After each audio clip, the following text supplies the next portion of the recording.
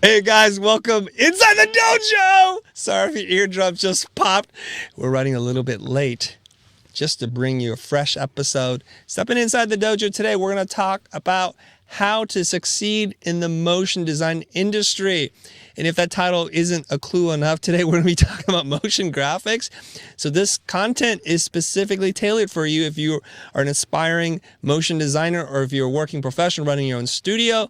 So if this content is not beneficial to you, go ahead and skip. But if you do skip, you're going to miss out on something, because the first 20 minutes, we're going to talk about how to launch an email campaign. Maybe you stick around for the first 20 minutes and then see if this is interesting to you. We want to let you guys know up front that if you have asked some questions to Matthew on Instagram, it's at Matthew Encina, and he's got some questions queued up throughout the entire broadcast of this show. If you guys hit him up on Instagrizzle, as Mr. Aaron Draplin would say, he'll be watching it and commenting or queuing you up for questions. Okay, so two things we're going to talk about on this episode. First is email campaigns. There's too many S's in that. And the art of war. Oh, no, I'm just kidding. It's the art of pitching, you guys. Well, here's the truth. Pitching sucks. But you know what sucks worse than that, Matt? It's pitching and losing. That's even worse. All right. So people might be asking already, what is pitching? Yes, what is pitching? Let's you clarify that. Slide. Okay. I didn't even read these. No, here we go. I'm going to ask you, Matthew, what is pitching? And then the follow-up question is, if we preach from the book Win Without Pitching, what the heck are we telling people to pitch for? So let's talk about pitching. Right. So pitching essentially is where you are pulling together a creative idea that you are pitching to a client to acquire and win their business. Mm-hmm. Usually it's between 3 different vendors. At least. This is very common in the motion design industry, where you're pitching against 2 other people. You're putting your best idea forward. This is usually in the form of a director's treatment and sometimes other things like motion tests or some kind of spec work. Yeah. And you're trying to put everything in to win the work. And that's very common in advertising, very common in the motion design industry. Well, it's relevant also if you're on 99 Designs. Mm-hmm. It's competitive. And what we're talking about in the broadest possible sense is if you're doing speculative work to win an assignment, regardless of the size of the job or the nature of the job, you're pitching. Now, generally speaking, we preach highly expert status, narrow positioning, so you don't have to pitch. But there are a few industries, especially the motion design industry, where that's not possible. Everybody has agreed, willingly or unwillingly, to go along with the rules of engagement. Right? So even longtime clients that we've had, people we've done great work for in the past, they call us up. It's like, yeah, you guys, it's kind of your job to lose, but we need to see an idea before we can award it to you. Right. So then you enter into the speculative state. Right? So that's pitching. Right. And even in the Win Without Pitching manifesto, which we love to read and preach about, there is chapters in there about if you have to pitch, you want to get the inside track. You want to you still want to be in that favorable lane where you have the advantage over other people. And, I think over the years, that is something that we've developed in terms of getting the advantage over our competition. Right. So what they're saying typically in the inside track is our clients are saying to us, nobody else is pitching. Just come up with some ideas. We'll present it and we'll recommend it to our client and say, move forward with this. It gives them some room to wiggle out in case they feel like you didn't hit it. And it kind of puts you on edge a little bit because it's like, yeah, it's kind of your job, but not really, not yet. Right. Okay, so let's get into it, okay? I promised you guys that we're going to talk about email campaigns. So those of you guys that are tuning in just for that, there is a segment from .com Secrets called the 5 email soap opera sequence, okay? And we've talked about this before, so we're doing this again. We're going to teach you something from the .com Secrets book, and then we're going to give you a real-life example on how we've employed this exact same technique. So if you guys want, after this episode airs, we're going to include the link below. You guys do need to check the links below always because we include a lot of extra information in there. So 5 emails. 5 emails look something like this, okay? Here's the sequence. I did some keynote animation there, Matthew. All right. 1 is you need to set the stage. And what does that mean? It means you need to open the loop and let people know what's coming. So if they subscribe to your email list, thank them for subscribing, and then tell them that's all you need to do. Here's what you need to look out for tomorrow. That's all it is, okay? So you're setting the stage, thank them, and set them out for the next part. Part 2 is you want to start in the middle. So you guys know this if you've been paying attention to what we've been talking about. The story begins when the conflict begins, like where you hit the wall, where there's high drama, the stakes are feeling like life and death. So you got to let them know what's at stake. Tell them a little bit about the backstory. Are you guys following along so far? Part 3. The third email that you're going to send out is the epiphany. It's the one thing that changed your life. The aha moment when you realize the new reality, the new world order, if you will. Okay? All right, let's keep going. Part 4 of the email campaign, the soap opera sequence, is hidden benefits. The unexpected results, the outcome of having learned something new. So you're trying to do something, but you actually learn something else. So instead of getting what you want, you got what you need. Okay. 5, the last part in the email campaign is a call to action. There needs to be some urgency. Ideas about scarcity. Act now before it's too late. Okay, it's pretty straightforward. So let's quickly recap the 5 email soap opera sequence as outlined in Russell Brunson's book, .com Secrets. So 1, set the stage, start in the middle, get right into the conflict, tell them that one key defining moment, the one thing you learned, epiphany, and then share all of the hidden, extra unexpected things you got from it, and then tell them a call to action, like do this now. Sign up for this list, buy this thing, whatever it is. Okay, and if this sounds familiar to you, you may recognize this is part of Joseph Campbell's hero's journey, aka the monomyth. Now that's pretty complex to talk about. So Dan Harmon's got the story circle, and check it out. It maps exactly like to this. So this is not something that's earth-shattering. It's just taking something that we understand and know and mapping it to an email campaign and making it super simple for you to follow, okay? I'm not going to dive too deep into this, but you'll notice here, if you look at the 8 points on the story circle, there's a hero in the comfort zone. You want something. He's entering into an unfamiliar situation. Then he has to adapt to it. Matthew, you paying attention? Then he gets what he wants, but he has to pay a heavy price. Then he returns to the familiar situation, having changed, and he shares the information with his fellow man. Oh, all right. This is super interesting. Right, we're getting deep into this. All right. Right. So let's talk about an example, Matthew.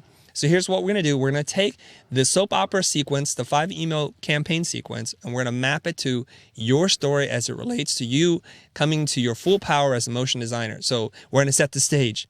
Setting the stage for us in this case is just coming up with the agenda. So here's the agenda of what we're going to talk about, okay? Matthew's going to talk about how he's a total loser, striking out. Thank you. And then he learns this big lesson. And the lesson he learns is it's not just about the craft, that you can create incredible frames and design and still lose. Absolutely. And having learned how to pitch better, he gains way more than just learning how to make better frames. He gains confidence and a whole bunch of other things that we're going to share. And then we're going to tell you guys in the last little bit, the 5th frame, the urgency part is you have 48 hours. What am I talking about?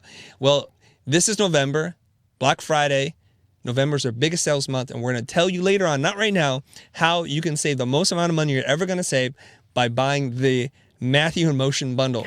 But more on that later. Okay, let's talk about you striking out. Okay, setting up the stage is 2012.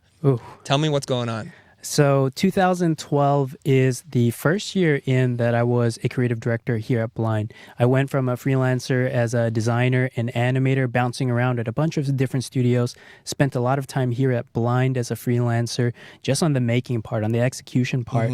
Then you brought me on in 2011 and you said, hey, I want some young blood here at Blind, mix things up. And you said, you could be a creative director, and I loved the idea of that because I thought I could have creative control and all kinds of stuff. That's the highest possible position. Everybody wants that.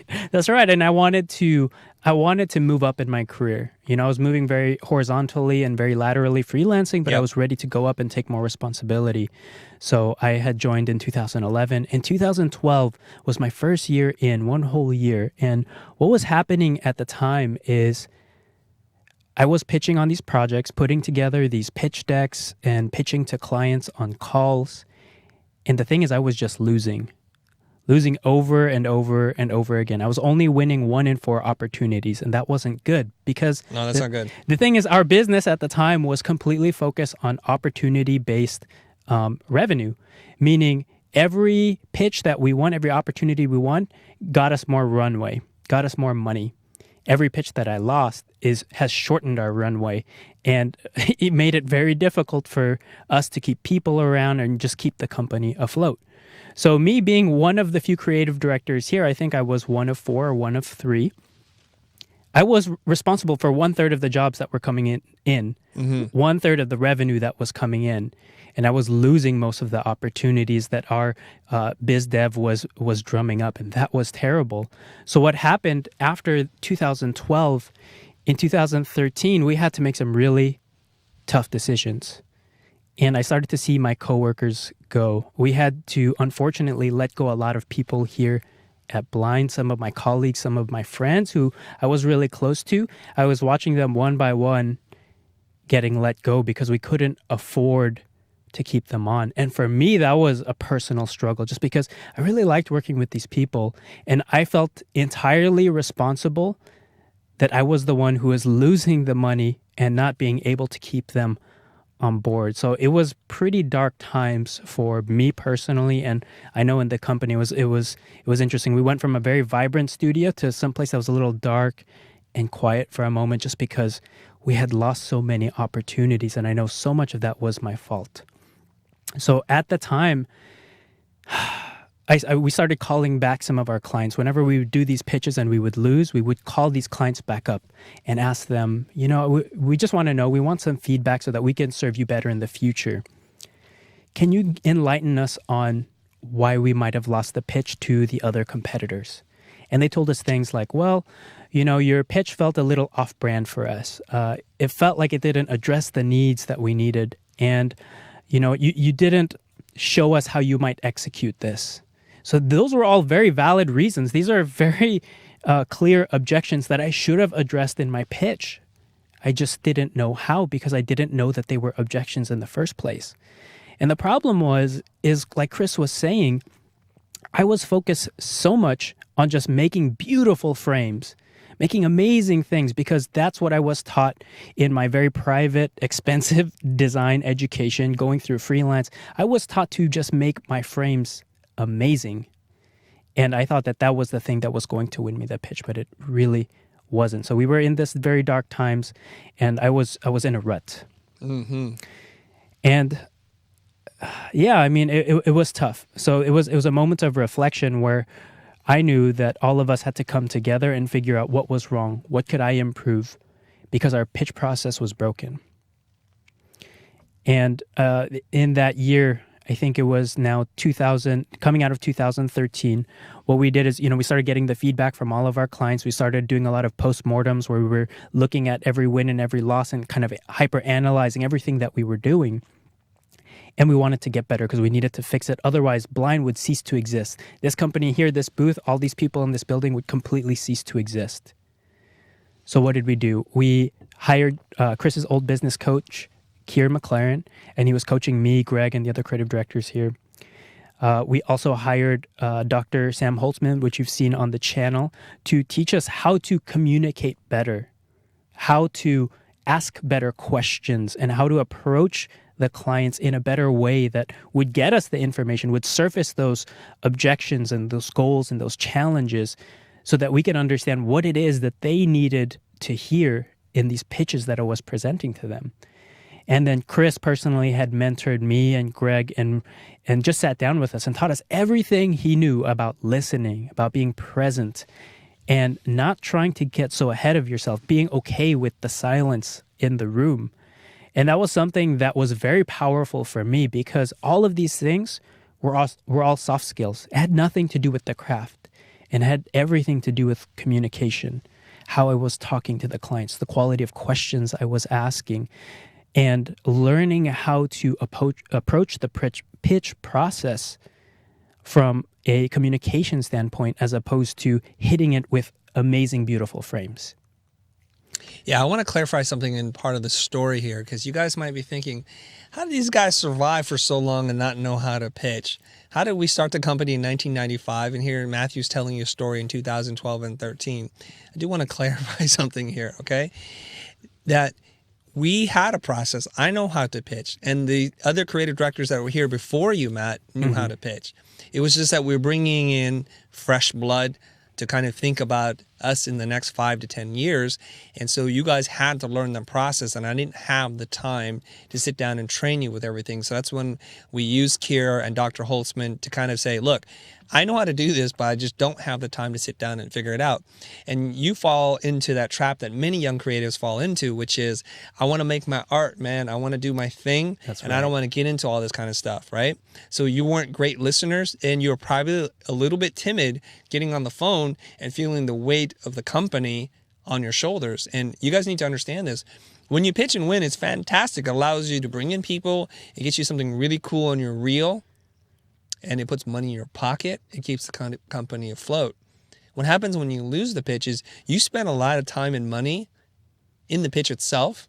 And then when you lose, you start to second guess yourself like, maybe I didn't do the right thing, or maybe I should have done more or less. And your head can spin around, and you can start to go into that dark night of the soul that we all dread as creative people. Right. So what erodes from you is your self-confidence, your self-worth, and you become a little less resilient. And that's what happens. So there's a dark side to this. And in the meantime, as the business owner, I'm sitting there thinking, maybe I made the wrong choice. Oh my God, I bring in the new blood. They got all these new ideas. I love working with you guys, but they don't know how to pitch and win. That's when we brought in the experts. We formalized our process. And that way it was codified for both you and Greg. And allowed you to follow the same structure and framework that was already in my mind, right? Yes. And what happened in the story arc here is that the benefit, the unexpected outcomes is you win more than just the work. You win confidence. And then you start to realize that you don't have to be the star anymore. This isn't about you and showing off and beating your chest and saying, aren't I the amazing uber creative person? I'm not supposed to guess at all the answers. So it took the pressure off of you and allowed you to have dialogue with the client to understand what the problem was. I just want to say hi to Ryan Summers. He's recently on our podcast. He's saying hello. Pitching sucks. It's stressful and all that kind of stuff. Yeah. Ryan, how you doing, man? Right? Yeah, and so I want to illuminate where I was before and then where I was after. So before, I was this young creative. I was hitting the wall in terms of best idea wins, best creative wins. That was my thought process. And I was working so hard and improving my craft and like learning Cinema 4D, Photoshop, and all these tricks to make beautiful imagery because I thought if I had become the top of my class in terms of improving and mastering my craft, that my clients could see that visibly and they can compare me to the two other vendors that I was pitching against. And that it would be very clear that I was the guy. Superior one. The superior one. The obvious choice. Right. But the thing is, it wasn't that at all. What I learned after learning from Chris and the team of experts that we brought in, that it had so much to do with how you approach that very first meeting, the creative brief. And this is where I was already failing. Because what I did in the past in 2012 is I would get on the call. I would say, hey, client, let me know about your project. Can you give me the download? And they would just give me everything. I would ask a few questions like, when is it due? Do you want it to be animation or live action? Okay, cool. I think I got it. And then that would be the end of the call. Right. You're getting into what we refer to as checklists versus parameters. That's You're correct. a very checklist. Like, is it black? Is it white 24 frames a second? It's HD. Right. And it's not giving you a ton of information to work off of, right? No. So the problem was back in 2012 is I had assumed, I heard a couple things from their creative brief, and I would run with that. Right? I had the happy ears. The happy ears is I hear something and I shortcut that in my mind and I assume what the client wants. And I think this is a problem that I see with a lot of young people where they hear the words like, oh, we want it epic and energetic. And then the young creative like myself would say, yeah, I know exactly what you want. And then I would go away and start making something. So you hear what you want to hear. I hear what I want to hear. Right. But the problem that I didn't know is words like that, like epic and energetic, that's coded language or language that has so much room for interpretation. Because I'll ask you guys right now in the audience, what does energetic mean to you? What comes to mind? Chris, what comes to mind for you when you think energetic? Probably quick cuts.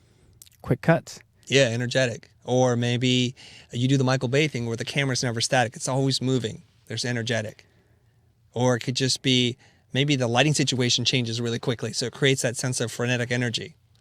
Right. Or it could be jump cuts, where you have long takes, but it's like you're over here and then you're over here and you're over here. It could be that. Right. Or it could be variable speed rate, and then you're just chopping things up, and it's one of those things. So I guess it could be anything. That's right. So that was the problem that I had is I heard something in my mind. When I heard that word energetic, I wouldn't dig in any deeper. I would take that for face value, my assumption, my interpretation of that, and I would go and start making work, start forming my pitch based off of that very vague language.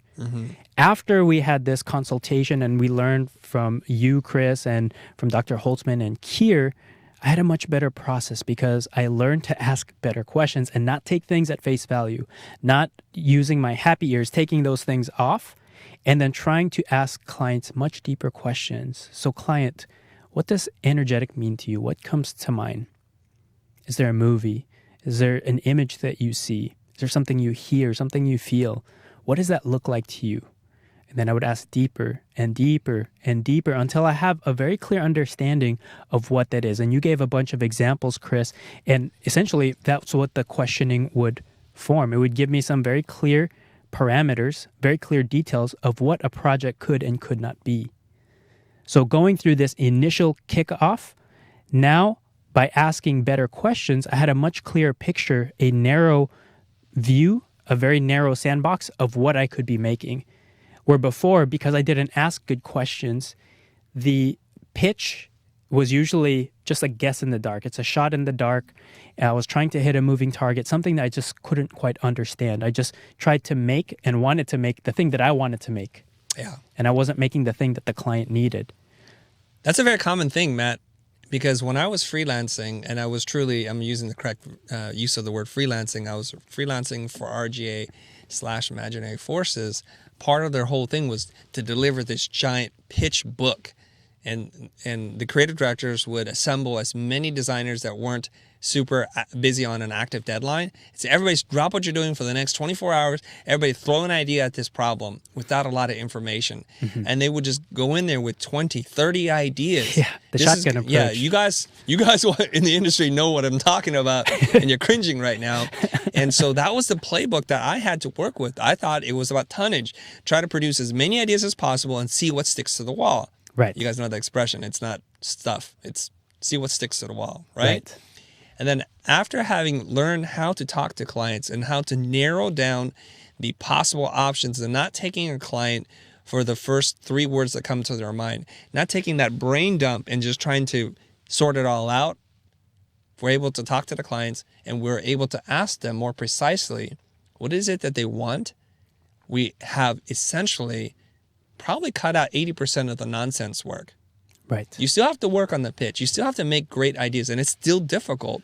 But at least now you know where the bullseye is. You know at least what wall it's facing. It's in front of you, to your left, or to your right. We kind of know where it's at, and that's really important. So now, oriented towards the bullseye, I have a much better shot of hitting it. And that's the big difference. So we can go deep on probably one idea. Right. And we can go deeper into methodology, like how we're going to produce this. We can talk about casting, lighting options, color correction, camera techniques.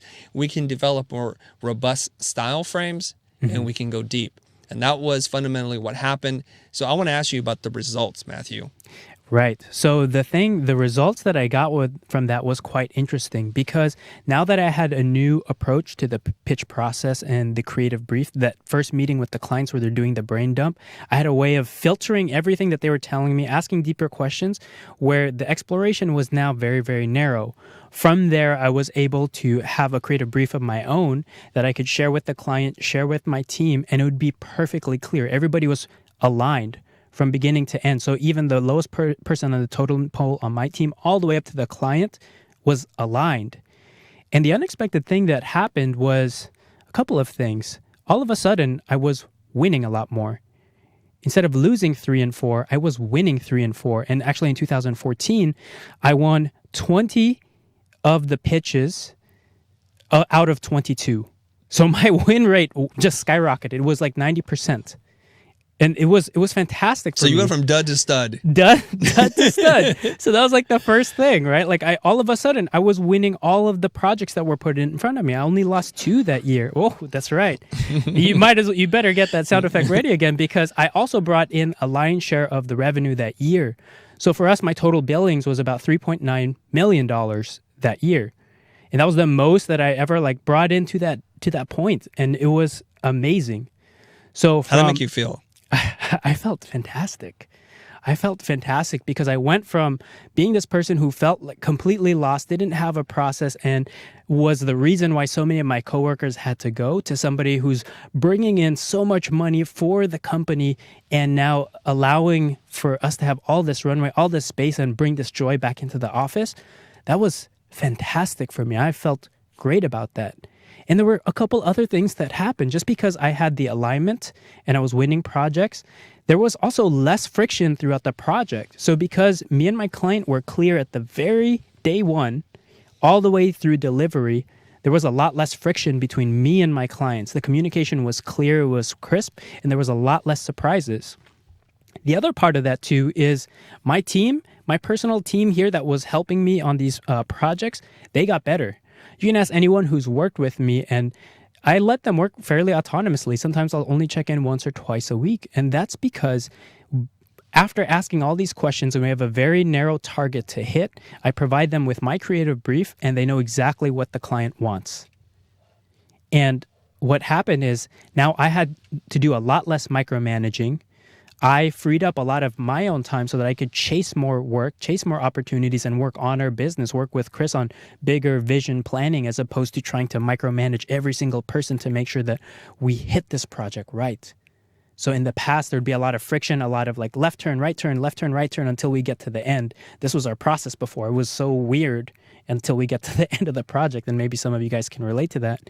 And after I had developed this cool process here, after Chris had helped us formalize this, it became this very like narrow thing where we're getting very, very straight to the end. Mm-hmm. So all these benefits, more money, just more time, a lot less stress, and my team and the client were all aligned. Ryan Summers has an excellent question here, Matthew. I'm going to read it. I already know the answer to this one, but in case you want to jump in here. He's asking, if you show more than one concept on a pitch, how do you sequence those ideas? This is a classic question. Any theories in terms of safe idea, then a crazy idea, and then the one that you want to execute on? What's your approach, Matthew? Usually I like the sandwich, right? Because I think with most clients, they'll remember the first thing you show them and they'll remember the last thing you show them.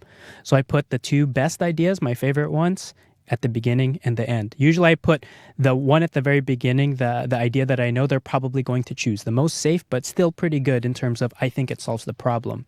In the middle, I'll put the kind of explorations they kind of hit most of the check boxes, but maybe not everything, and they're not my favorite execution-wise. And at the end, I put the spicy idea, the crazy idea that's off the wall. I know it's going to solve their challenges, but, depending on how conservative the client is, I put the spiciest one at the end to see if I can tantalize them for the possibility of more, something they didn't think about. So if I'm presenting multiple ideas in a pitch, that's how I organize it. Okay, so I have a slightly different answer, and my view on this is evolving. I used to do it in a linear progression where you go mild, medium, and hot. So you go with the one that everybody talked about, the most predictable one. It's a good solution. Like, I would never want to put a bad solution in front of the client. Heaven forbid they pick it and I have to make it. I'm going to hate myself and I'm going to hate the work, the entire process. So when I say mild, medium, hot, I'm not saying dumb idea, better idea, excellent idea. I'm talking about all good ideas, but the one that seems to be most predictable, most on target is the beginning. And you go through the progression so that you're building up to the crazy idea, so it doesn't seem so crazy. And it also starts the conversation off on a good foot because they're like, wow, these guys really listen. They understand our problem. They understand our brand. And this is great. Right. But my view has changed on this. Okay. Now, luckily, we don't have to pitch anymore. But if you're reading the Pricing Creativity book by Blair Enns, he's like, pricing theory also works in creative theory. Pricing theory says, put the highest price first, anchor really high. Set the expectation as this is where it's going to be.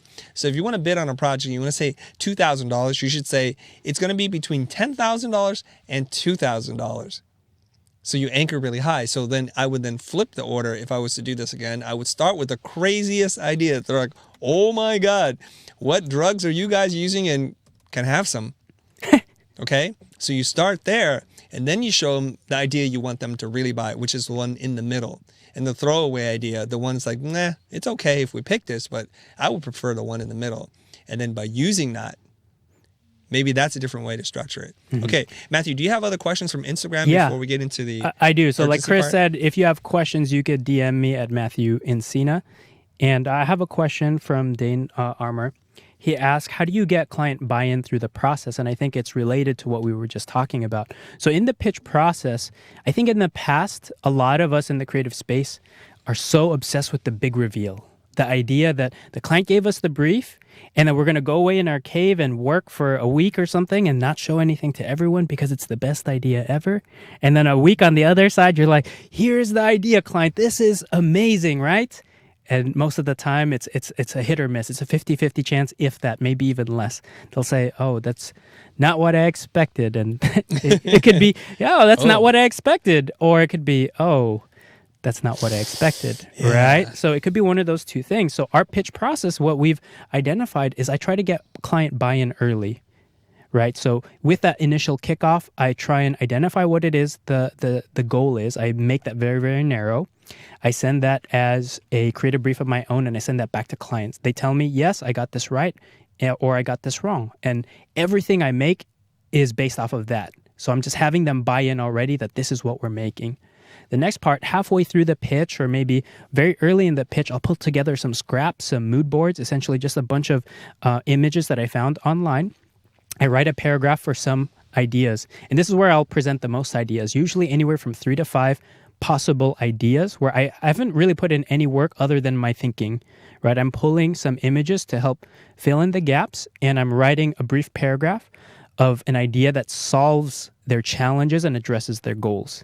So I check in, and from there, I present that to the client, and I get more buy-in because they look at those directions. I use them as a sounding board, and they tell me which ideas they like the best. And usually by the end, when I am ready to do the big reveal, when the pitch is due, they're already bought in. You know why? Because they made every decision along the way with me. So it's as much their idea as it is my own. Actually, it's more of their idea than it is my own. And I'm just there to facilitate that. In the past, I was so concerned and had all this pressure on me that I thought I had to be the smartest guy and I needed to have the craziest, edgiest idea. That's why I would do the big reveal, hide, and then reveal it to them. But no, I found the better way is to have them give me all the answers, and I'm just using them as a sounding board every step of the way so that they felt bought in to the ideas and the process. And that's how we were able to win so much, because the clients, they won't go against themselves if they're the ones who came up with the idea. All right. Excellent job, Matthew. I want to respond to some of the YouTube comments. Dane is saying, anyone else listening to this while working out? This is flow on flow. These questions are so good. All right. So good job, man. You're educating and growing your mind as well as your biceps. Keep working on that, you guys. Excellent job. Another question from Mr. Ryan Summers, who's an industry veteran, you guys. He's a creative director over at Digital Kitchen, as far as I know. Okay. He's asking, have you ever gone in with the opposite of the shotgun approach? I.e. one that's fleshed out, drop the mic concept, the swagger approach versus the shotgun? Whoa. Can you ask that in another way, Chris? Yes. Let me have you ever gone in just saying, I got one solution for you? Yeah. That's it. Absolutely. Talk about that. So because of that first meeting, once I've identified what it is their goal, their challenges are, who their audience is, why they might care, and what are the creative parameters that we should work within, the target is very narrow. Sometimes the solution is only one thing. And I walk in that same way. And when I present the one idea for a pitch, I say, client, here's the idea and how it addresses your goals, how it addresses the challenges, how it's speaking to your audience and why they should care. And it hit all of these check boxes and is working within the creative parameters that you and I defined. So this is the only solution that's viable for this project. Yeah. So it becomes crystal clear because I had them buy in at the very beginning. There's no pushback. Yeah. And that's most of the time, actually. There's very few times where I have to present multiple ideas, and then I'm most of the time only presenting one idea by the end. Yeah. That's perfect. I want to take this point in time to tell you guys something here, okay? Now, most of us weren't trained on how to talk to the client, what questions to ask, what we're even looking for. We've been trained on how to make. how to craft things. And chances are you're actually quite good at it if you put any real time and energy into this. So what happens is you enter the conversation with the prospect client and they hold a lot of power over you. They've got the money, they're going to award it to somebody, and you know you're bidding against some of the best companies in the world. You know this already. So it's a pressure-filled situation. So you get a little timid. You don't ask questions. And you feel like, oh, if I ask too many questions, they're never going to hire me. They're going to think I'm annoying. All these kinds of things go through your mind. You're going bananas. So what you do is you delay the conversation till much later. So if you look at a timeline, the amount of friction at the very beginning is very low. And the amount of friction increases over time because what's happening is now you're guessing, you're wondering, and you just don't know. And then you present the work to the client and you hope and you pray and you think, oh my gosh, did I meet your expectations? Did I go beyond your expectations? And you don't know. And chances are what happens is the clients call you up. If they're so kind enough to call you, sometimes they don't even call you. And they say, well, we loved your ideas. It wasn't a good fit. We felt something else in the other company and we're just going forward with that. Then you say, oh, can you give me some feedback? They're like, oh, there's nothing that you could have done. That's the way it was. Or we just like the other idea better. So you've gained really no information. So the opposite way to do this is to bring the tension up front and then have it diminish over time. And the way you do it up front is you replace guessing with words. We're going to talk about it. Right. And once you have a sense of words and you get commitment and it becomes clear and clear in your mind, you want to double check. You want to go out and you want to find images. And this is what Dr. Holtzman taught us in the word scaffolding. Instead of going from here to there, you take little steps. You take little progressive steps together. So it seems like you're working together side by side. And what's happening in the client's mind, they're thinking, wow, these gosh darn artists, they're actually pretty easy to work with. Right. They're open, they're communicative, and I kind of know what I'm going to get before I get it, and we're working together. And that's what you want to be able to do. So that is how you're able to go in and do that laser sniper gun, drop the mic moment when you really have come to the solution together. Right. And they're bought in from the beginning. This Right. also prevents them from going in and saying, we love idea A, but now we're not feeling it. Right. Because they were making those decisions together. Usually, when that happens, let's see who's saying that. Diksha, when that happens, it's because you both did not have a shared conceptual framework, a reference point of what the end results were going to be. You might have written a really fancy treatment. You come up with 2 or 3 images, and they're like, yeah, I think so. Then when you get to the final product, there's not been a lot of check-in along the way. So you deliver an amazing video, music video, whatever it is that you've produced, and they're like, ooh, that's not what we were expecting. Right. So you've skipped too many steps without them. Right. All right. So I have this simple theory. And I want to ask you guys this question. Whenever you listen to a new song, whenever you see a new movie, something that's really different, you go to another city or a state that you've never been in, generally speaking, or eat some food, something exotic and weird. Your first reaction, ooh, gross.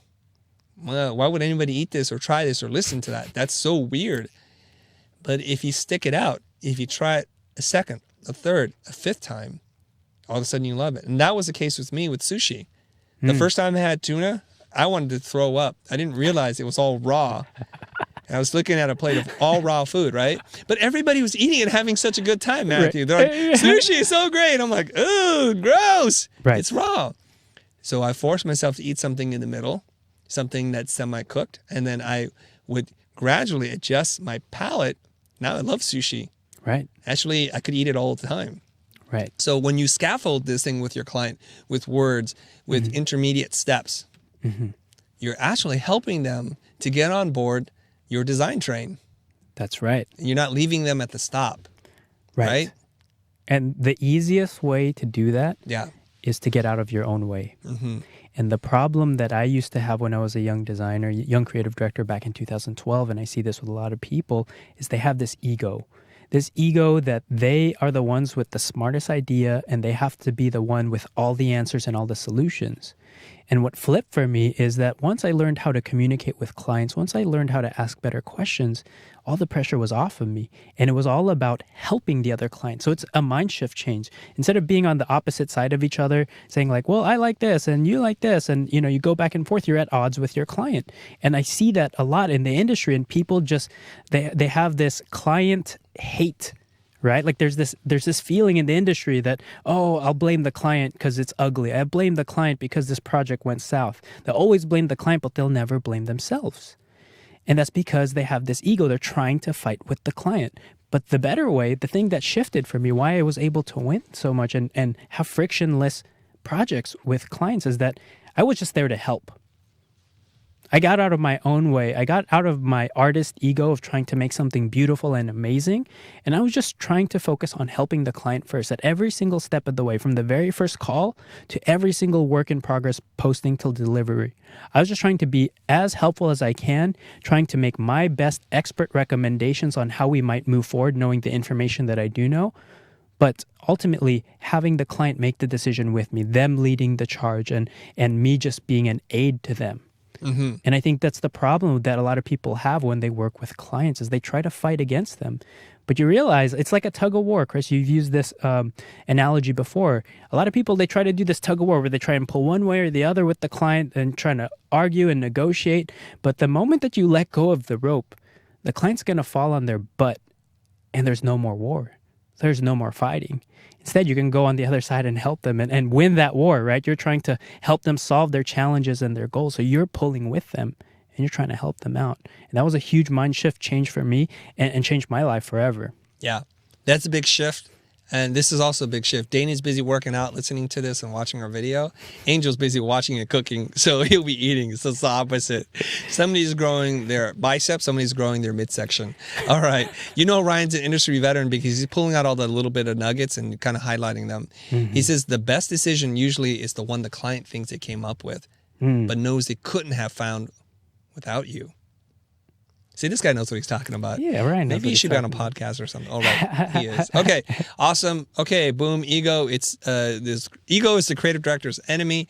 Should we do another Instagram question, Matthew? Yeah, let me see if there's a good one here. All right, you do that. How does a starting company acquire pitches exactly? Okay.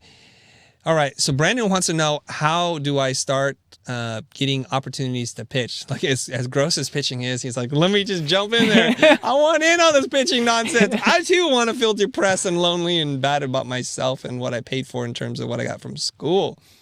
The way that you pitch typically is you have to get on the radar of people who are making these kinds of decisions. If you're working in the motion design industry, which we're focusing on right now, the best shot is to try to get yourself a sales rep. An independent sales rep doesn't work in-house, collects a commission every time you book a job. They have the ear of the buyers of design work. Now, I say this with a little giant, or not a little giant, a giant asterisk next to it, in that the world of commercials as we know it is changing. It's becoming increasingly difficult to get opportunities for even established companies.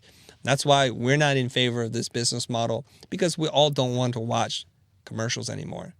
Right. So there are still tons of opportunities for you if you're a motion designer to work within an agency, especially if you're at a tech company. Mm-hmm. They need incredible motion designers, and they pay a lot. Right. I want to address that. I know like we always talk about doom and gloom, but it's the motion industry as we knew it, right? Going into 2007, the greatest years of TV motion design, and then the fall of that after the economy collapsed. Mm-hmm. And the thing is, I think there's actually more opportunities for motion designers today than there ever has been. The difference is it's not isolated in some really big high-end motion studios with hundreds of employees. Rather, it's being broken up to a lot of small teams, both in-house, off-site, remote, two-man teams.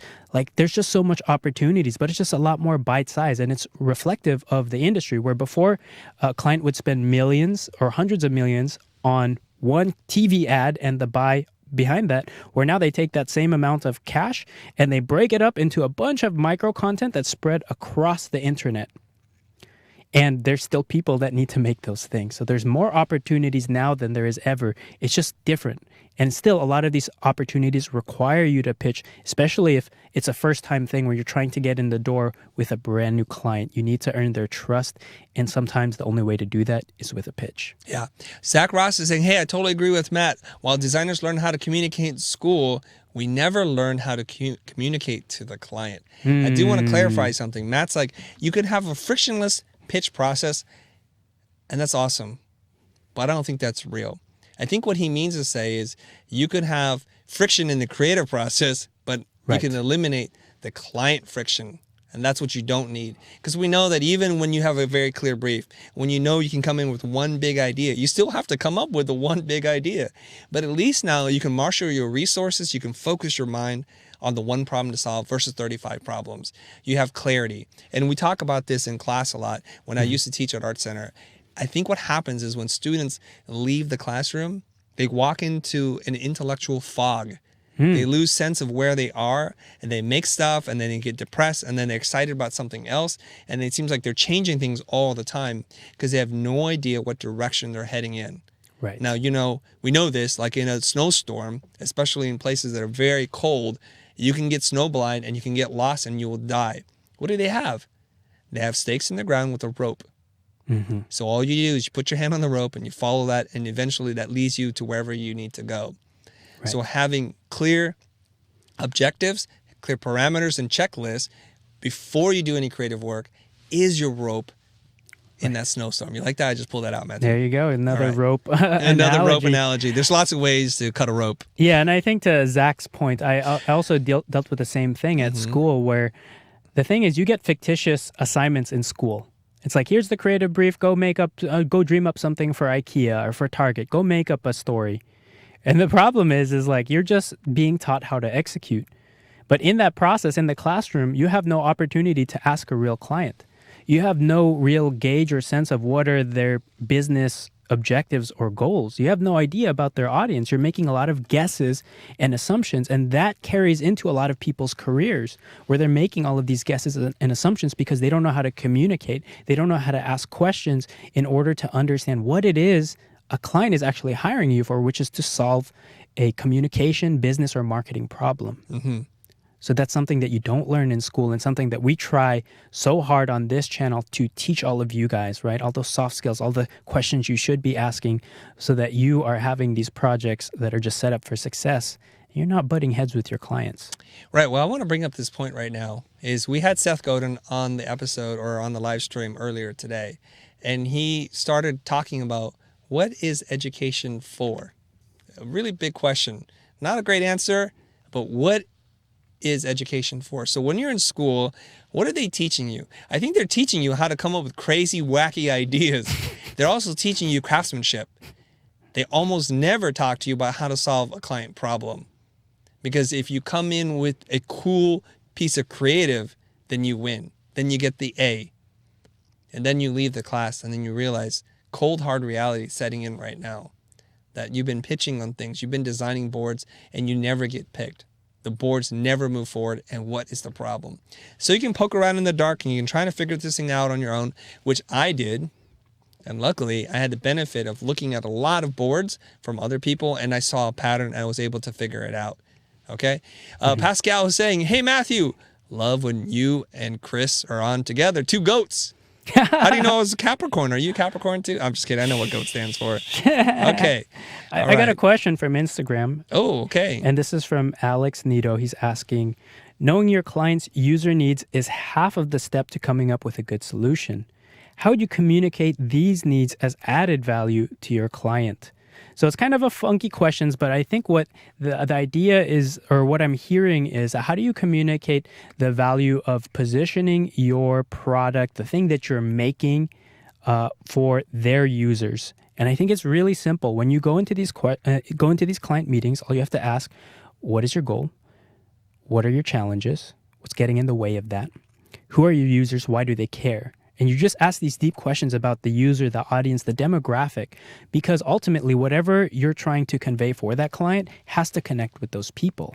So just by asking some very deep questions about the audience, maybe things that you haven't even thought about, or they really have to dig deep or go back, it positions you as an expert. So instead of just the vendor, the order taker saying, yep, I can do that. Yep, do you want fries with that? You become the person who's more of like a doctor, who's diagnosing what the problem is. And you immediately become more powerful, more valuable, because you're trying to dig in deep and really understand what is the intent behind this, and how can I position this video, this piece, or this project in a way that's going to be effective for you. Because if you make a video that's going to be highly effective for that client and it goes through the roof in terms of views, engagement, or whatever their metrics are, because it connected to their audience, all of a sudden you look like a superstar.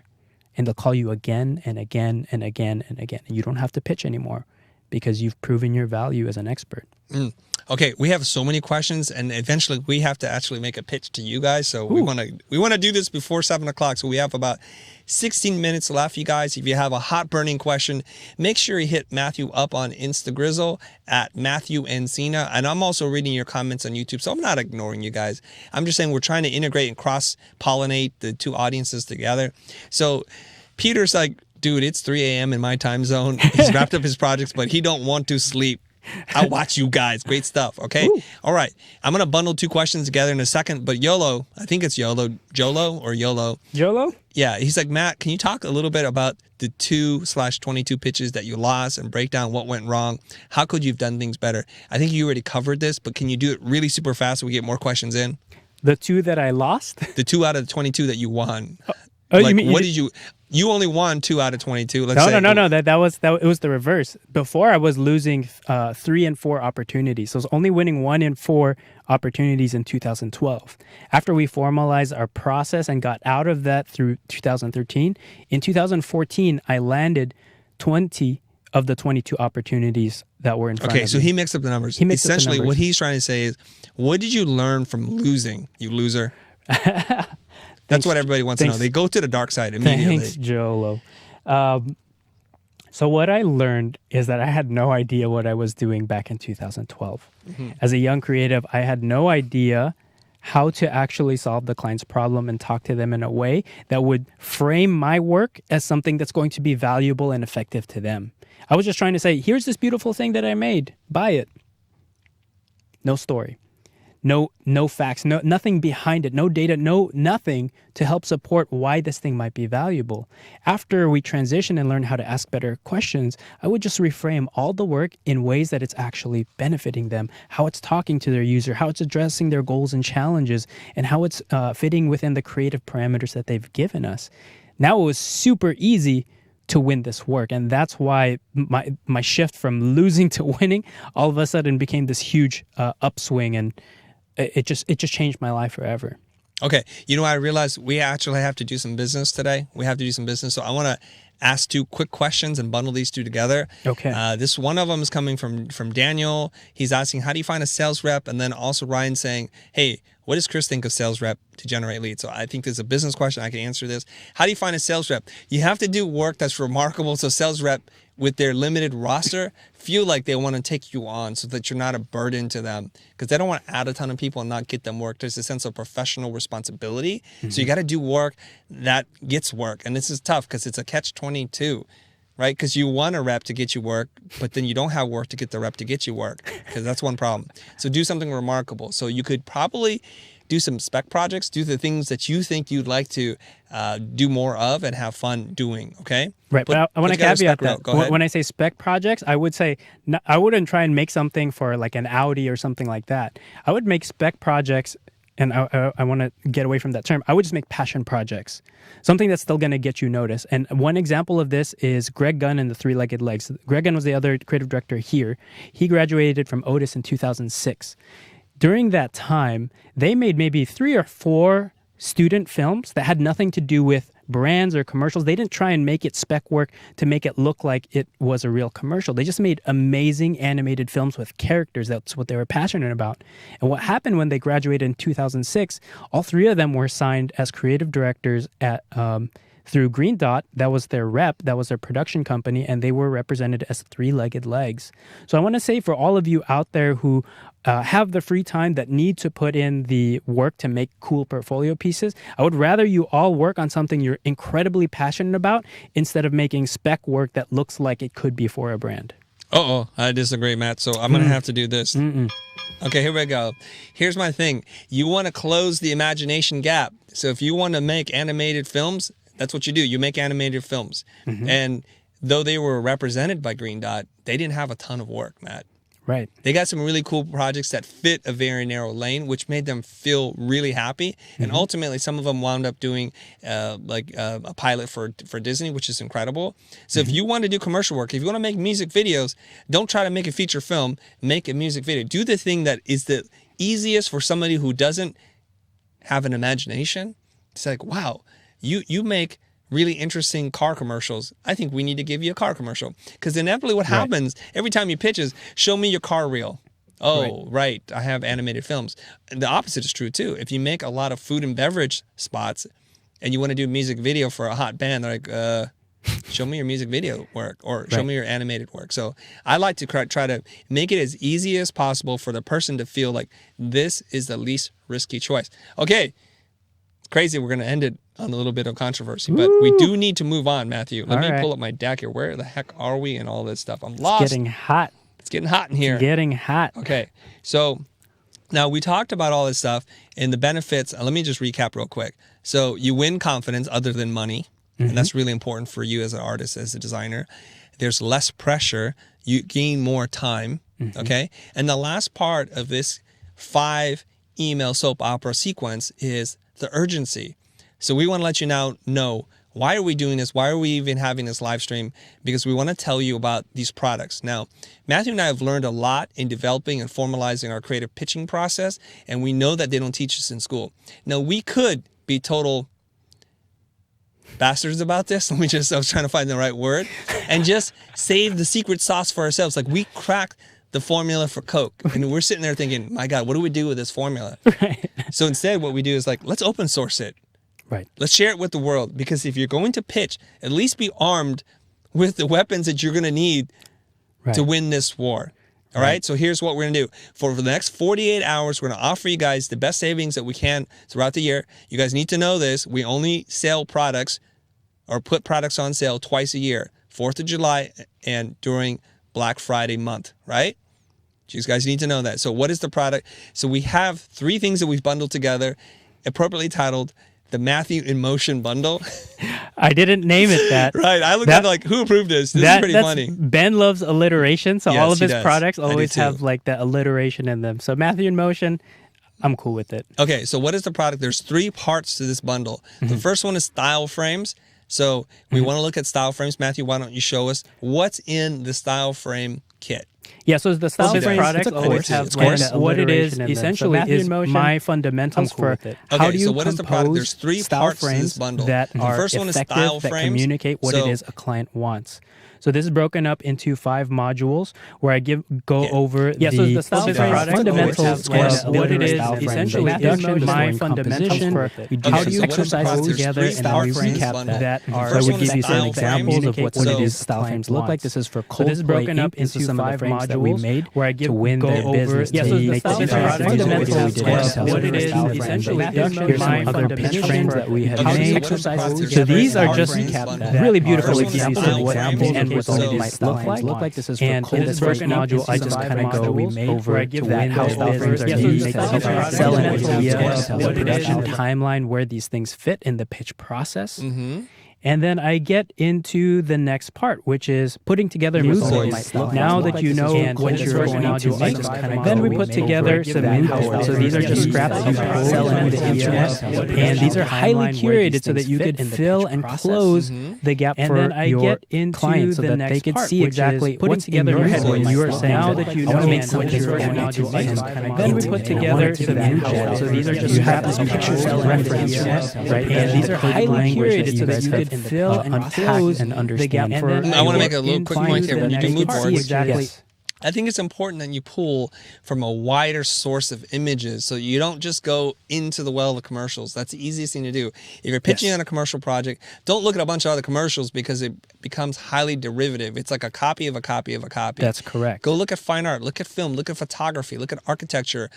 Pull something from some other world and source and bring them together. It's your ability to mash those things together that make it really a beautiful new creation. All right, keep going, Matthew. Sorry. Yeah, and mood boards are just a communication tool, right? So when I was mentioning earlier, how do you get client buy-in? Well, after you have that initial kickoff and you understand what the big picture is, then you start to use together. It's your mood ability boards to to help mash those narrow things down together what and make it it really a could beautiful be, new creation. right? So you use these things All right, as keep a going, Matthew. communication Sorry. tool to get your clients mood boards closer are just to a communication closing tool, the right? gap. So when I was then mentioning earlier, in how the do you third get client module, I buy-in? go Well, after you through have the that search initial process. kickoff and you understand Really, what it's the like, how big do you find picture the is, elements that and you you need start to to both use for your your mood mood boards boards and and your narrow final down style what it frame? could So be. I go over all of my Right, tips so and use tricks, these the art things of as search, how I communication use tools to get your clients all closer kinds of to search engines closing and the gap. stock When I was photography. mentioning Inside earlier, how the do you third get module, I buy-in? go After you how have to that find initial exactly kickoff what I and need. you Really, it's like, how do you find the elements? Surprisingly, I found a lot of people who don't know how to use search together. engines. They don't know the right phrases to put in and how to use it. So I wanted to put this in a module together so it can save you time. I feel like a lot of people, I ask them,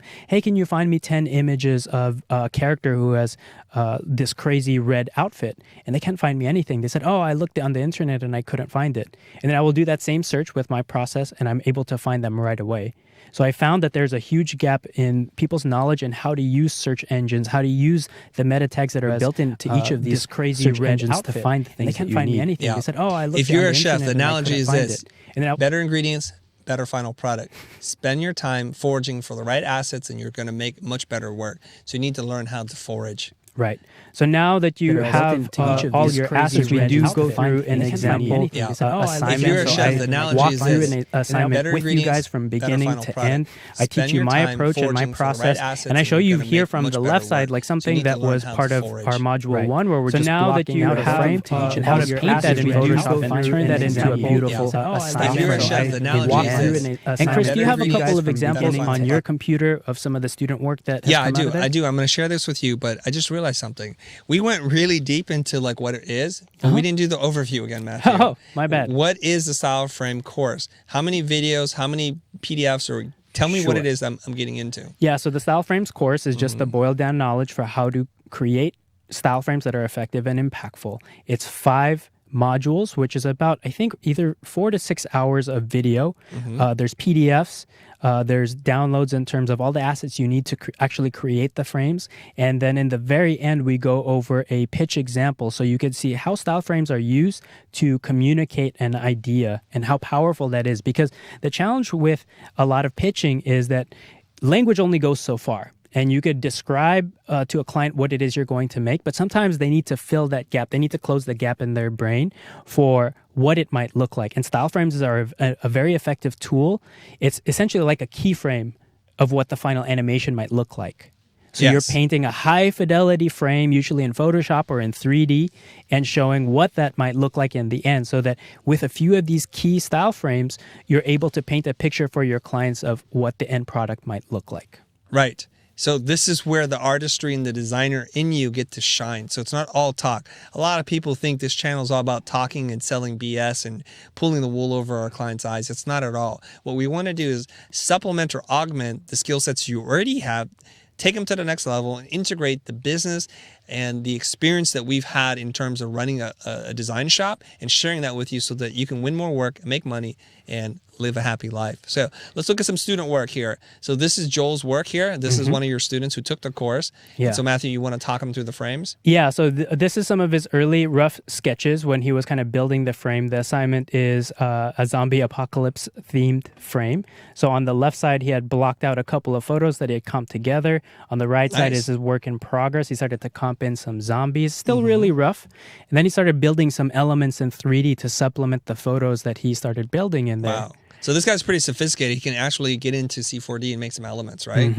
And then here's the final result, right? This is the final result. So it's pretty cool to have these zombies that are chasing after a guy running down an alley, and he has all these cool neon signs. So this is just a photo composite from photos from 3D and a combination of a bunch of techniques that I teach in the course. Yes, I can see a lot of the principles that you like to talk about and teach, and as do I. I can see that there's a stronger focal point. It's like one point vanishing, one point vanishing point, or whatever that's. And then all the architecture and the line of sight and the action is all focused on the threat at hand, right? What's in the frame. And we have a good, large foreground character that's blocking the frame. It creates a lot of depth. So I can see all the principles that you've been teaching as it's exhibited in this frame. Let's take another, or look at another student work here. This is Morris.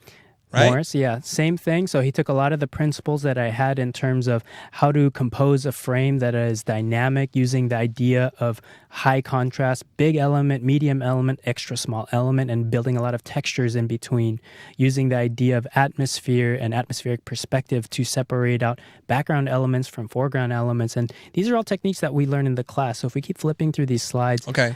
I want to critique this. So, Morris, thanks for allowing us to share this. I think you allowed us to share this. But one thing that I want to say about this is great dynamic perspective. Wide angle lens, you can see the forced perspective. And I like these kind of light rays and atmosphere. And I liked how you're doing the edge lighting so that the characters in the frame feel like they're there because they're picking up the color and the light source that are around them.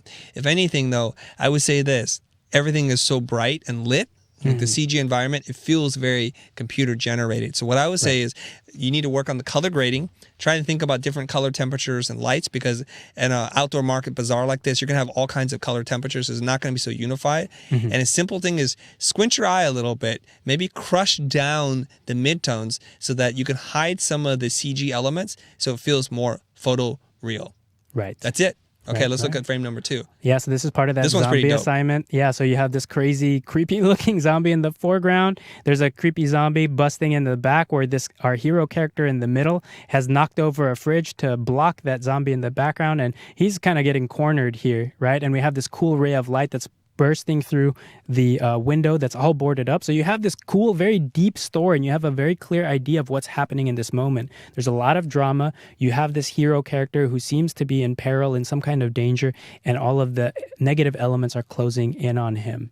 Yeah, this frame I like a lot more. And this, you must be a painter or something, because I could not make a frame like this. This looks like you're using a lot of hand-painted elements. I really like this. There's a lot of tension built in here. There's only one thing I want to say to you on this one, okay? Erica, come to me for a second. See, you see there's an element of the guy holding the bat. Whenever you're painting a frame, and if you're drawing a comic book, don't stop the pose in the middle, okay? You want to take it at the beginning of the punch. You want to take it at the end of the punch. You don't want to take it in the middle. All the middle poses are really boring. So him holding the bat kind of sideways isn't great. So what you want to do is you want to have him hold the bat like this, like he's about to swing, or he's already swung the bat and now we're ready. Right. So that's where you drive the action and the power. And if you study comics like I do, that's one thing I would tell you to do. Okay, fantastic. Let's look at frame number 3. Yeah, so this is also from the zombie assignment. He's just trying to paint a picture of what the environment looks like. So it's very much like I Am Legend, where there's this metropolitan city. Obviously, some time has passed, many years, and it's been overgrown with shrubbery. You know, all the cars are parked, are probably out of gas, and they're a little bit dilapidated. So here he's just trying to paint a picture of what the world looks like post-zombie apocalypse. Okay, another excellent frame. I love the damage, the wear and tear. You have a very good sense of lighting here. I like the bus, and it's busted up. I don't love the car in this. The car stands out. Like, it doesn't feel like it's in there. Maybe it's too contrasty as to how everything else feels painterly. A couple other things here. I like the use of atmospheric perspective. The farther something is away, the lighter it gets in contrast, right? The lower in contrast. So we get a sense of depth and atmosphere. That's excellent. Good use of atmospheric perspective there. One little thing I remember from color theory class is when it's warm light, it's cool shadow. When it's cool light, it's warm shadow. So right now the shadows feel on the mid to warm side. So I think if you swing the hue of your shadows, it's going to look really amazing because you got this beautiful sunset, like end of the day kind of dusk.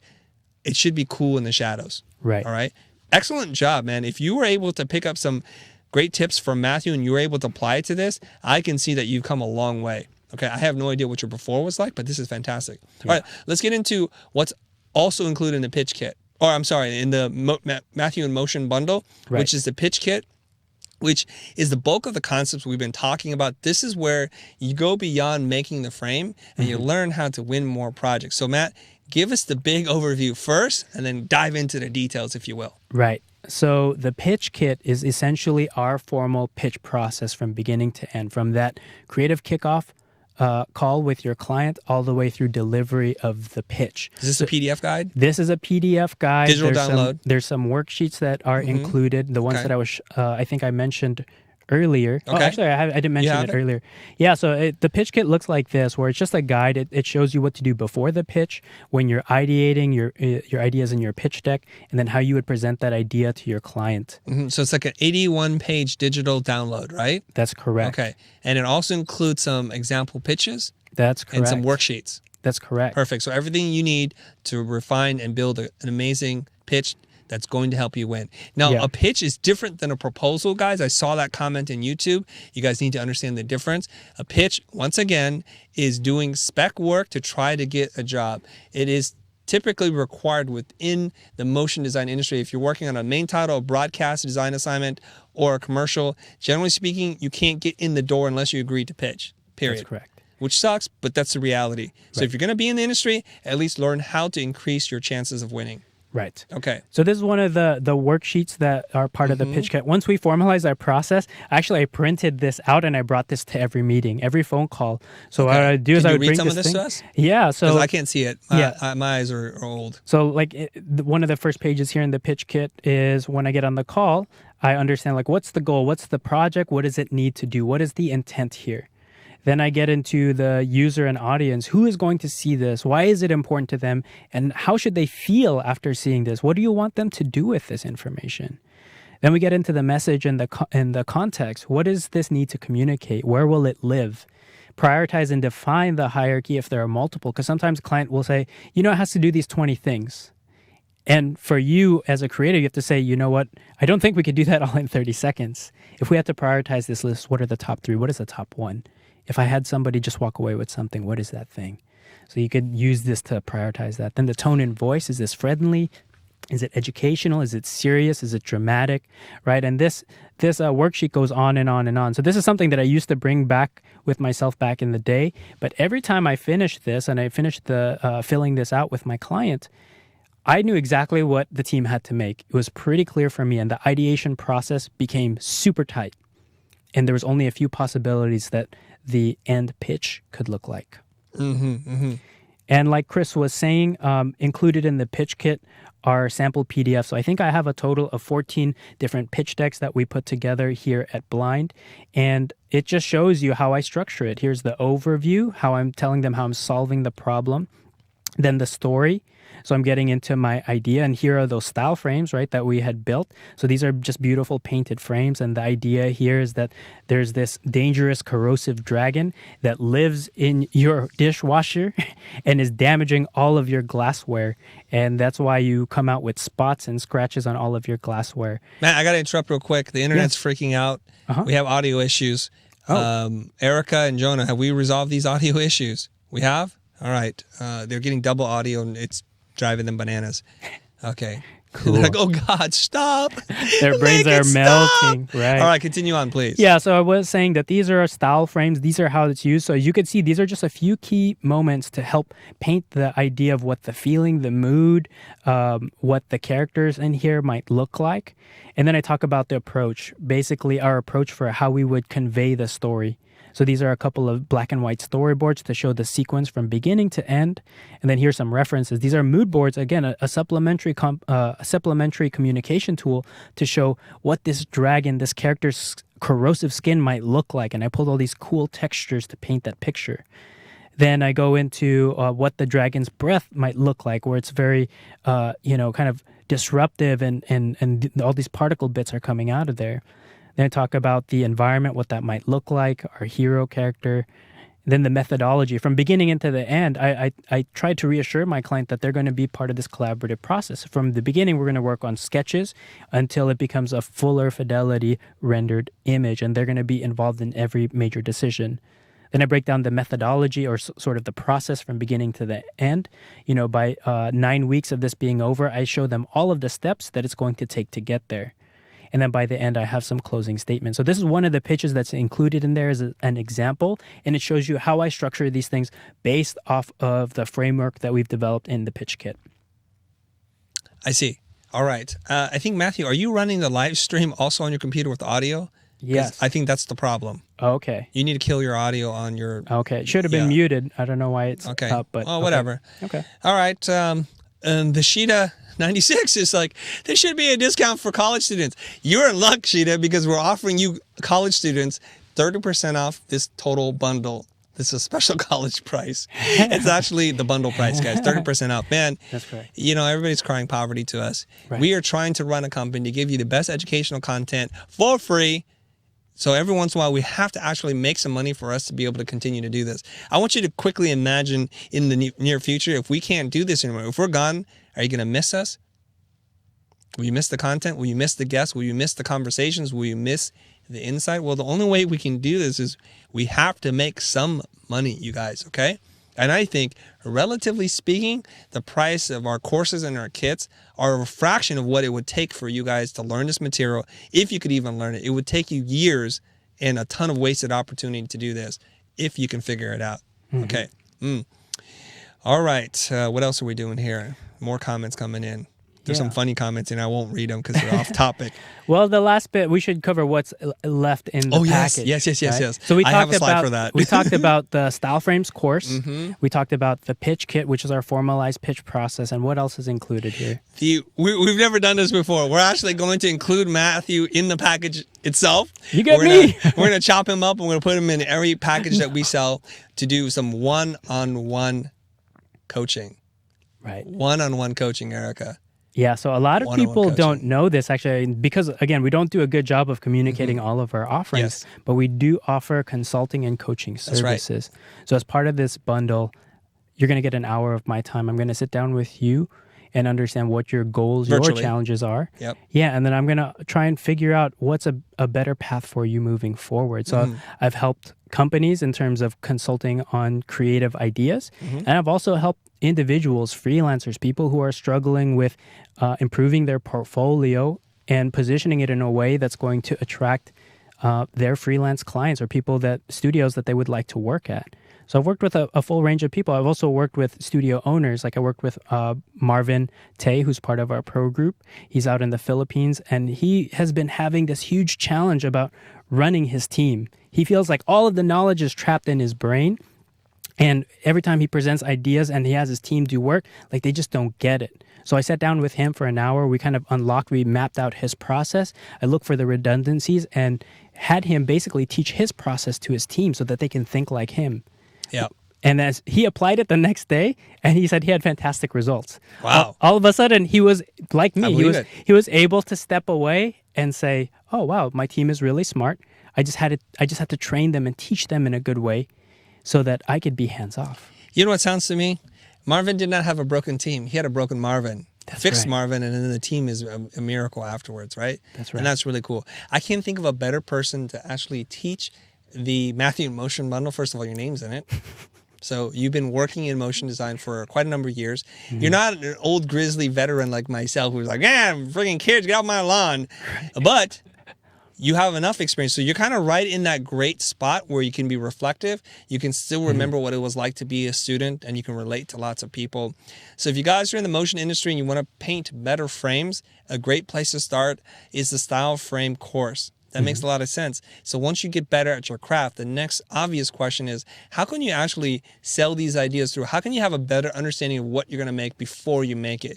This can be used, I think, internally if you're in-house as a staff creative. You can actually learn how to work better with your creative director or your art director so you too aren't producing crazy ideas. And you can also hold the creative director or the business people accountable. When they give you a brief and you're like, well, what does this tell you?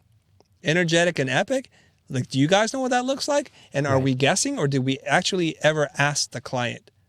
So then you can actually introduce to them better questions that they can ask so that you can do your job better. Then guess who's getting a promotion? The smart person is getting the promotion, the person who's helping the company win. I want to share a quick testimonial here. This is from Michelle. And this is from coaching. So she's like, Matthew is an excellent listener. What a surprise. I mean, you can tell on the show he's an excellent listener. He's perceptive in understanding your needs. He's concise in his advice, which is twice as nice.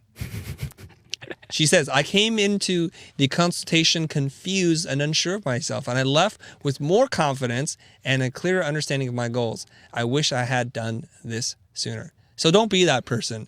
Don't wait before it's too late. And you don't know how much money you're leaving on the table. That's what that means. Opportunity cost. What happens if you do X instead of Y?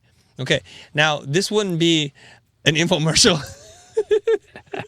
if I didn't tell you, but wait, there's more. We've never done this before. We're going to premiere something brand new, a bonus piece of content. If you buy the bundle, right now only available through the bundle, or is it available only elsewhere? through the bundle. It might be available later. Okay. But what are we throwing in, Matthew? Basically, it's a whole video lecture. It's a little over an hour of me and Chris talking about the pitch process and how to win, what we've learned over the years. So a lot of the stuff that I teach already in the pitch kit, but just elaborated in terms of more examples, some sample scripts that you could tell your clients or ask specific questions. So we go into greater detail, and that's now included in this bundle, which we haven't released anywhere before. Right. Let me clear this up. There are different types of learners. And we were talking on the live stream with Albert Patton yesterday about different types of learners. So there's people who look at content like a document and they can figure that out. And there's some people who need to hear it and see you in motion. So one of the requests that we seem to get quite often is whenever we do a kit that doesn't have a video component to it, they're like, hey, can you guys just talk us through it because I learned differently? So Matthew and I were in Las Vegas and we were able to record a session. It's about 60 minutes long, going over some of the key concepts from the pitch kit. All right. So this is now in video form. It's been edited and now it's going to be included in this bundle. So you guys are going to be able to save 30%. Now, here's the deal, guys. I just want to say this so you're very clear. We only are allotting 28 units for the next 48 hours. So if people buy them in the next 4 hours, they're gone. We're done. We're out. We hit our sales goal and we're fantastic. And I'll see you guys next week for the next drop. Okay. So here we are before we wrap up, and maybe we can take one or two more quick questions on YouTube or Instagram. So Matthew, maybe you can do that. This is obviously not Matthew. This is me, but that's the Matthew in Motion bundle, cleverly disguised as a play button, 3 pieces of geometry. So clever, those designers. So clever. Okay, let's go back to questions and let's see what is up before we get out of here, right? Right. So Devod Sanders, he asks, you know those images that you had, those drag-in images in your pitch deck, were those things that you found on the internet or did you guys make them? We made those. Those are the style frames that we painted from scratch. So that's what you had somebody come in and model a dragon head and render it or sketch it out. It was all in Photoshop. Oh, okay. Wow. All in Photoshop. Woo! So I was working very closely with this designer illustrator to create all these frames. Some of it I painted in there, and a lot of it he painted. So a lot of these are just created from scratch, and that's what you learn in the Style Frames course. How do you make one stunning image that carries so much weight in terms of communication and conveying your idea? So those were all custom created for the pitch. Yes. Okay, I have so many things to read and comment and be grateful for, so let's try and end this really strong. I know we're running really late. Thank you, Erica and Jonah, for hanging in there with us, our dream team. Brian Harper, who finished the business bootcamp, says, my minimum level engagement is now $25,000, and I've booked 5 clients since the fall session. Congratulations, Brian! Dude. Woo! That has nothing to do with what we're talking about, but fantastic. And now he's getting 50% up front. He's already booked 2 sessions for 2019. Look, guys, we're not liars. We're giving you away valuable information, but sometimes we need to make money, so we package things up, right? Awesome. Way to go. There's another question in here. Where is... Some good questions in here. I love you, future people. Okay, I know. I apologize, you guys, for the audio craziness, the echo, but we seem to have resolved that now. Yeah. Mod, I think, is a man. I want Matthew in that package. Yeah. So he's saying Whoa. he wants your package. Hey, Matthew in Motion package. That's only 1 hour It's virtual. Woo, 1 hour. That's a long time, Matthew. It's a long time, but that's why we've limited to 28 packages, just because I only have so much time I want to give as much as I can to you guys. That's why we do all these YouTube content all for free, because we're trying to just multiply our efforts and reach a bigger audience. But, I know it's not a one-size-fit-all for most people, and that's why we offer these coaching and consulting sessions so that we could custom cater this to you. So if you're in the motion industry, you need help with your portfolio or your business or your processes, those are the things that I'm pretty good at and I've discovered and learned and improved over the years here at Blind. Yes. Alex Nito is like, Chris Do is too expensive. Hey, Matthew and Ben are available. But I want to talk to you guys a little bit about expense. Is it about expense or is it about value? So if I'm able to help you make $10,000, that $1,000 you spent is well worth it because you have a net gain of 9, okay? He wants some Black Friday, those sessions. Somebody's like, so the Matthew in Motion PDF is not free? No. I believe that's the whole point of what we're doing today. We give so much away for free. 99% of the stuff we do is for free. Yeah. So Maurice Ingram has just donated $5 to us. He's saying, let's show a little support, everybody. Thank you very much, Maurice. Thank you so much. Really appreciate you doing that. All right. I think it's time for us to get out of here, right? Yeah, I think what do we want to wrap that up in terms of that the urgency? Oh, the urgency. Let's do a quick recap. Why don't you do a quick recap, and I'm going to play some beats on you. Right. Well, do you have like that graphic image of the price and whatever it is that for the package? I don't. Oh, no, nothing? No, because I don't do that part. This video, here's what we're going to do. I forgot. Let's just talk about this, okay? If you want notification on the bundles and the sales and what's new and what's up, what's happening, you do need to be a subscriber to our email list. I'll include that in the description below, and we're going to try something new. We're not going to force you to join our email list if you want to save. That's fine. You've endured an hour-long live stream with us, and we're going to make sure. So what we're going to do is we're going to include the link, which isn't publicly available, in the description.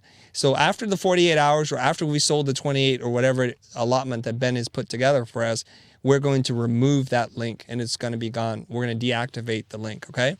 That's how this is going to work. So you guys, check the link below. For sure, on every video, whether we're selling anything or not, we include extra information, links, whatever it is that you guys need, okay? We care about you guys. We thank you. We love your support. Thank you for making this amazing community what it is. I appreciate you guys. I'm going to play some beats. Let's get out of here, okay? Did you want to recap the 5 emails? Let's you want me to do the recap? I just want to go meta. Okay, super meta. Let's do it. At the beginning of this video, Chris opened up and he was telling you about this 5 email sequence. Here we go. From Russell Brunson. Yes. And we want to just show you that this is just a very simple story structure. Yes, it is. So if you paid attention to what we have been doing on this entire stream, we followed all of these 5 steps in order to convey a story to you guys that's going to be impactful. So at the beginning, do this. Let's tag team. Yeah. I will read the bullet point and you give me the quick recap of what you did and how you applied it. Perfect. Okay. 1, set the stage. So I told you what you guys were going to get by watching this stream. What you're going to the agenda. We laid out the agenda. That's 2, correct. Start in the middle. Where's the conflict? I started in 2012, and all of my challenges as a designer, not knowing how to communicate with clients, striking out, being at the bottom of the pit of despair, losing things, questioning yourselves. And that's where you start. You start in the middle of the story. The epiphany. The epiphany was I learned how to communicate. We hired experts. Chris helped us in learning how to actually formalize and run the pitch process. And I realized that it had very little to do with my craft and more about communication. And what were the hidden benefits, the unexpected discoveries, the results? Well, there was alignment all across the board between the lowest person in the totem pole all the way up to the client. There was a lot less friction in the process. I felt like the client was no longer my enemy, but on my side. And we were working on things together. I got buy-in very early. I got more time. My team was working more autonomously, and everybody was just aligned. It was amazing. Yeah, so you won more than just money. That's correct. You won your confidence. And the last part is to create urgency. Act now. The act now part of it is the sales part of this video, guys. Hope you guys learned something, but we got to do some business. There's 48 hours. There's a bundle. It's 30% off if you buy the bundle. I'll throw Matthew in for free. I'm just kidding. Matthew's not in it for free. He's in there to win it. And he's also thrown in a bonus module, which is the video basically talking you through the perfect pitch. I'm sorry, the pitch kit. My bad. All right? Are we good, Matthew? I think that's it. All right, Erica, I think it's time for us to say good night, and let's get out of here. I'm going to drop the beat. I've been wanting to play the beat. So, you guys, thanks for stepping into the dojo. Matthew and I may wear full-on rice patty hats next time for the dojo. Actually, I'm thinking of doing a bandana, martial arts bandana like the Karate Kid. And if they're hot, maybe people will buy them.